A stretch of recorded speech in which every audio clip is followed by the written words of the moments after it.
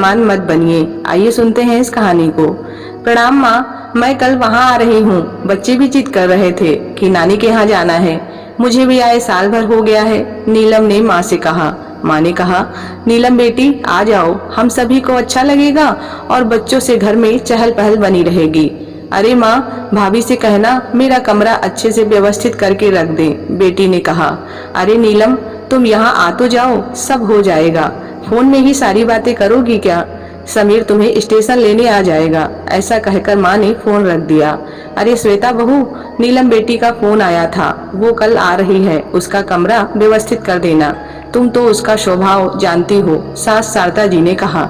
श्वेता जानती थी ननद नीलम का मिजाज कुछ अलग ही है। उसे हर चीज समय पर और व्यवस्थित चाहिए रहती है। किसी चीज की कमी उसे पसंद नहीं। मायके में भी मेहमानों सा व्यवहार रहता है। अपने बच्चों की तो बहुत ज्यादा केयर करती हैं। नीलम बच्चों सहित आ गई। भाई समीर स्टेशन लेने चला गया था। नीलम घर पहुंची और माँ के गले लगकर उनके हालचाल पूछने लगी। श्वेता तुरंत पानी का गिलास लेकर आई और नीलम से उसका हालचाल पूछने लगी। तभी श्वेता की बेटी खुशी बुआ के पास आकर बैठ गई और पूछा, बुआ मेरे लिए क्या लेकर आई हो? नीलम ने अपनी सूटकेस खोली और एक सुंदर सा ड्रेस खुशी के हाथों में दे दिया। खुशी ड्रेस पाकर बहुत खुश हो गई। बच्चे आपस में खेलते हुए मस्ती करने लगे। तभी नीलम ने कहा, श्वेता भाभी, हमारा कमरा व्यवस्थित है ना? पिछली बार आई थी तो कूलर काम नहीं कर रहा था, गर्मी में पंखे में ही सोना पड़ा था। एसी तो आपके कमरे में ही लगा है।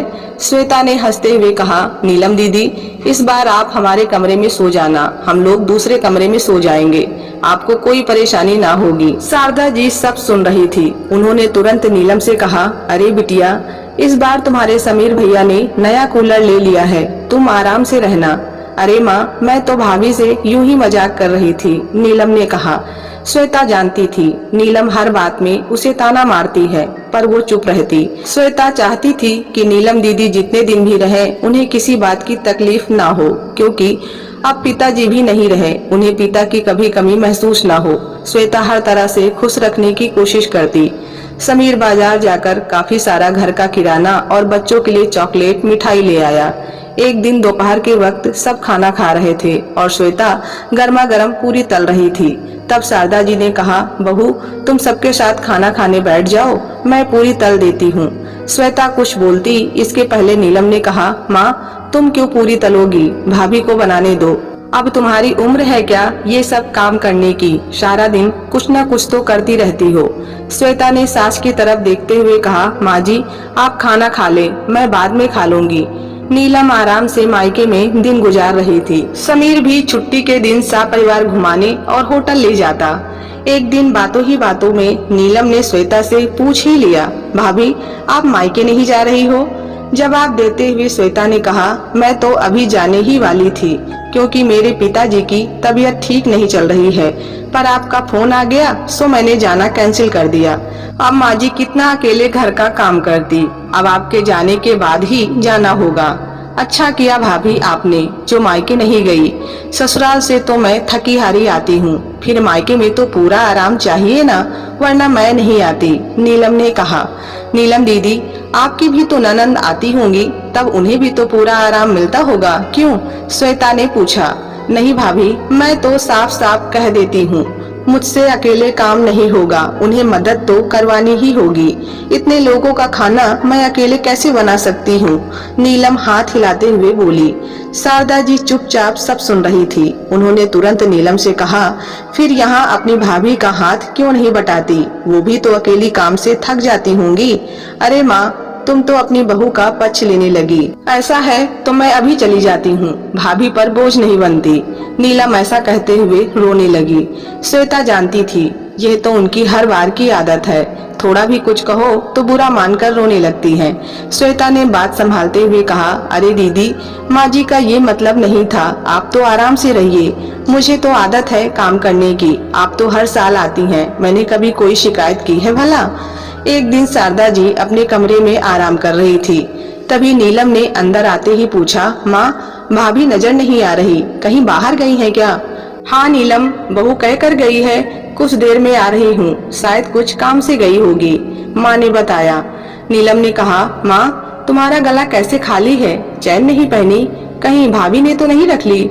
शारदा जी कुछ कहने ही जा रही थी कि इतने में श्वेता कमरे में दाखिल होते हुए बोली, लीजिए माँ जी आपकी चैन। शारदा जी ने नीलम से कहा, ये रही मेरी चैन, कुछ दिन पहले टूट गई थी, सो बहू उसे ठीक करवा कर ले आई। नीलम आगे कुछ बोल न पाई। एक दिन श्वेता की तबीयत बिगड़ गई, उसे तेज बुखार था। समीर तुरंत हॉस्पिटल ले गया। डॉक्टर ने देखते ही कहा, श्वेता को टाइफाइड हो गया है और अस्पताल में भर्ती करना पड़ेगा। समीर ने तुरंत माँ को फोन करके सारी बातें बता दी। शारदा जी नीलम को सारी बात कहकर तुरंत हॉस्पिटल पहुंची। शारदा जी श्वेता के सिरहाने बैठी और उसे तसल्ली दे रही थी, कुछ दिनों में सब ठीक हो जाएगा। शारदा जी ने समीर से कहा, तुम घर चले जाओ, घर में नीलम और बच्चे हैं। नीलम से कहना श्वेता के लिए खिचड़ी बना दे। अब घर की सारी जिम्मेदारी नीलम पर आ चुकी थी, पर वो करती भी क्या। उसने सबके लिए खाना बनाया और भाभी के लिए खिचड़ी बनाकर समीर के हाथों हॉस्पिटल भेज दी।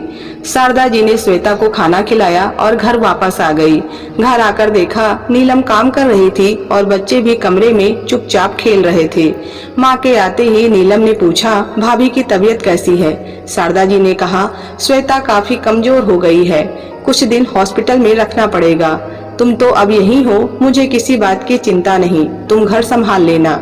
नीलम मन ही मन सोच रही थी, अभी ना आती तो अच्छा रहता, हर बार मायके आराम करके ही जाती हूँ, अब तो मेरा घूमना फिरना भी नहीं हो पाएगा। सोचा था अच्छी शॉपिंग कर लूंगी, मायके आकर शॉपिंग करने का मजा ही कुछ और होता है। पार्लर जाकर अपना मेकओवर करवा लूंगी, अब संभव नहीं लगता। कुछ समय बीता, आज श्वेता घर आ चुकी थी। उसे काफी कुछ ठीक लग रहा था। डॉक्टर ने आराम करने के लिए कहा था। समीर ने श्वेता को अपने कमरे में आराम करने को कहा। नीलम ने कमरे में आते ही कहा, क्या भाभी, हमारे आते ही आप बीमार पड़ गई, अब जल्दी से ठीक हो जाओ, मुझसे आपका घर नहीं संभाला जाता। अरे दीदी, ये तो आपका मायका है, आप अपना समझकर ही तो आती हैं, फिर ऐसा क्यों कह रही हो? श्वेता ने कहा। एक दिन श्वेता ने नीलम से कहा, मेरी अलमारी में कुछ बैग रखे हैं, उसे ले आओ। नीलम ने जैसे ही बैग खोलकर देखा, काफी महंगी साड़ियाँ और बच्चों के ढेर सारे कपड़े थे। अरे भाभी, ये क्या? नीलम ने आश्चर्यचकित होकर पूछा। हाँ दीदी, आपके आने से पहले मैंने और समीर ने जाकर सारी शॉपिंग कर ली थी, क्योंकि मुझे मेरे पिताजी की तबीयत देखने जाना था। माँ जी ने कहा था मैं मायके चली जाऊं, पर आप आ रही थी तो मैं कैसे जा सकती थी, पर कहीं अचानक जाना न पड़ जाए तो आप सभी के लिए पहले ही कपड़े खरीद लाए थे। नीलम अपने आप को शर्मिंदा महसूस कर रही थी। नीलम श्वेता के गले लगते रोने लगी। भाभी, मैंने आपको हमेशा गलत समझा और भला बुरा भी कहती रही, पर कभी आपने सामने से जवाब नहीं दिया, मुझे माफ कर दें। अरे अरे दीदी, ऐसा मत कहिए, आप तो बेटी हैं इस घर की, आपका तो हक है।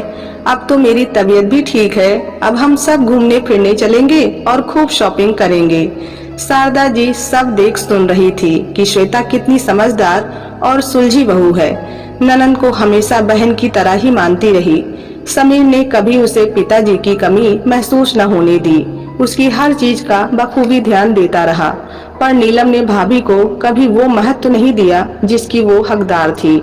श्वेता जैसे ही काम करने किचन में जा रही थी कि नीलम ने हाथ पकड़ते हुए कहा, भाभी, जब तक आप पूरी तरह से ठीक नहीं हो जाती मैं किचन संभाल लूंगी, मैं अभी काफी दिन रुकने वाली हूँ। श्वेता ने कहा, नीलम दीदी, आपकी जब इच्छा हो तब आ जाया करें, पर मायके को मायका ही समझें, ना कि मेहमान बनकर आएं, तभी प्यार और अपनापन का रिश्ता बना रहेगा।